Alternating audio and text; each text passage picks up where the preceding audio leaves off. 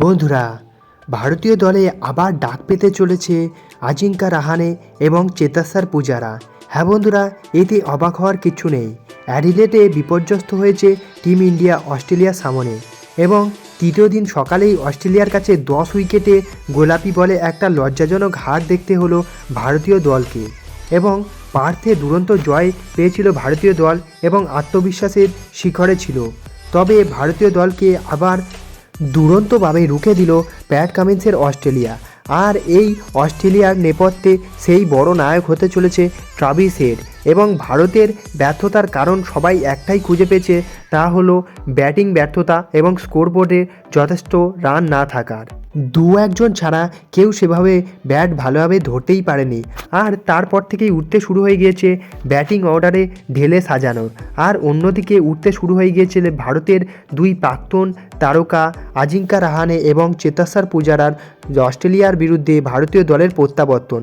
বন্ধুরা, এই ভিডিওতে আমরা ফটাফটভাবে দেখে নেব যে সত্যিই কি তৃতীয় টেস্টের জন্য অস্ট্রেলিয়ার মাটিতে আবার নামতে চলেছে চেতেশ্বর পূজারা এবং আজিঙ্কা রাহানে। বন্ধুরা, তাই তোমরা ভিডিওটি শেষ পর্যন্ত দেখো এবং তোমরা যদি আমার চ্যানেলে নতুন হয়ে থাকো এবং ভবিষ্যতে ক্রিকেট নিয়ে তথা আইপিএল এবং ভারতীয় দলের সমস্ত নিউজ সবার আগে বাংলায় পেতে চাও তাহলে চ্যানেলটিকে অবশ্যই করে দাও সাবস্ক্রাইব, এবং তোমরা যদি টিম ইন্ডিয়ার একজন ডাইহার্ড ফ্যান হয়ে থাকো তাহলে ভিডিওটিকে অবশ্যই করে দাও একটা লাইক। চলে ভিডিওতে আগে যাওয়া যাক।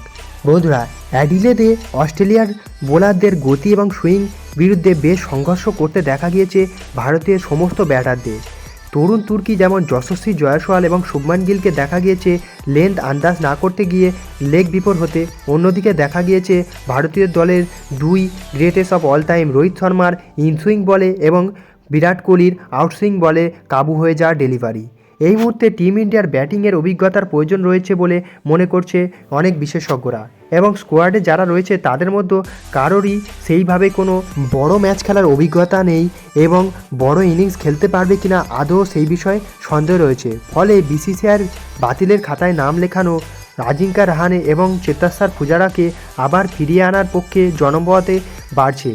1 বছরেরও বেশি সময় ধরে ভারতীয় দলে ঢুকছে না চেতেশ্বর পূজারা এবং আজিঙ্কা রাহানে, যেখানে আজিঙ্কা রাহানে সৈয়দ মুশতাক আলীতে দুরন্ত ফর্মে রয়েছে এবং একের পর এক অর্ধশত রান করেই যাচ্ছে। অন্যদিকে আরও এক প্লেয়ার চেতেশ্বর পূজারা বর্তমানে ভারত এবং অস্ট্রেলিয়ার ম্যাচটিতে ধারাভাষ্য অর্থাৎ কমেন্ট্রি করছে। আর বন্ধুরা, এই দুই তারকা প্লেয়ারের ভারতের হয়ে সাদা জার্সি গায়ে দুর্দান্ত রেকর্ড রয়েছে অস্ট্রেলিয়ার মাটিতে।